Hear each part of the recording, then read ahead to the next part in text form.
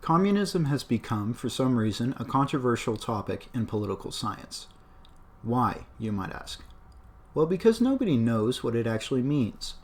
Karl Marx, the man most widely known for his ideas about a classless society, even admits that he is not the founder of his own ideas. In fact, there were communist societies several millennia before Marx shared his thoughts on the matter. Some say that communism is achieved when there are no classes, there is no government, and all people share ownership of property and goods produced. Others believe that communism is simply an economic policy that eliminates private property and warrants the government to seize all real estate.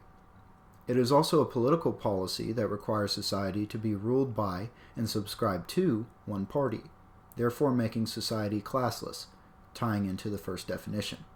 The people who argue for the first definition believe communism has never existed in the world, and the people who argue the second definition believe that countries who describe themselves as communist, such as the USSR and China after their civil war in the 20th century, are indeed communist, with one party ruling, the people unable to own property, and all goods produced distributed equally to all citizens. The most commonly known use of communism is the practice under the leadership of Vladimir Lenin, and after his death under Russian Premier Joseph Stalin from the USSR, who both caused several million deaths under their regimes. However, they also implemented plans that dragged Russia out of an agricultural age and into an industrial one.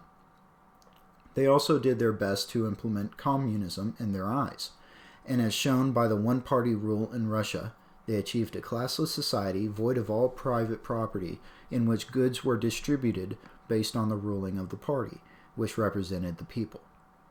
Communism was achieved in Russia, and yet today there is still controversy about that fact. But there are points for the other side.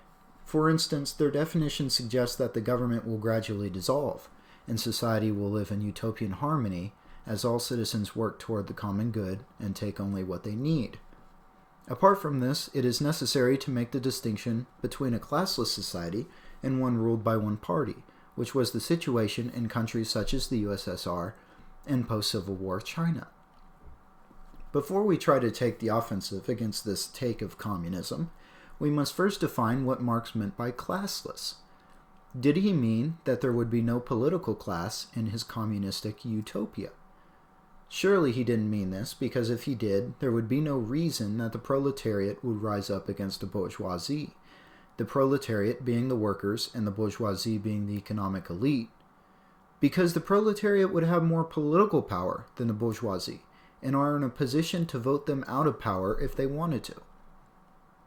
Therefore, we can logically say that communism is not a political idea, and it is not intended to get rid of political classes. The other category communism falls under is economics, which makes a lot more sense.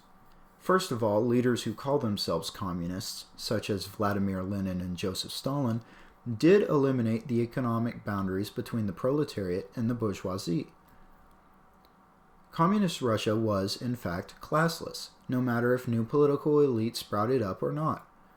Believe it or not, it was Marx's idea to have the proletariat rule under the new classless society, which is exactly what happened in the communist countries that sprang up out of the events of the 20th century.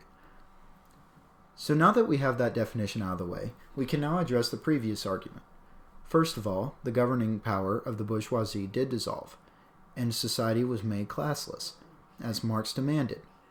Not only that, but one party was in charge of a now classless society, contrary to what many believe. So why the controversy about something as clear as the practice of communism? Isn't it easy to just accept that communism was real and was practiced to its full extent? No, because then you would have to logically accept that it has never worked throughout history. It is understandable why this would be the case. Who wouldn't want to live in a classless society where everyone works towards the common good, and there is no suffering, there are no famines, and everyone is equal in wealth and opportunity? The verdict here is clear. Communism has existed in the past, it still exists, and does not work in real life.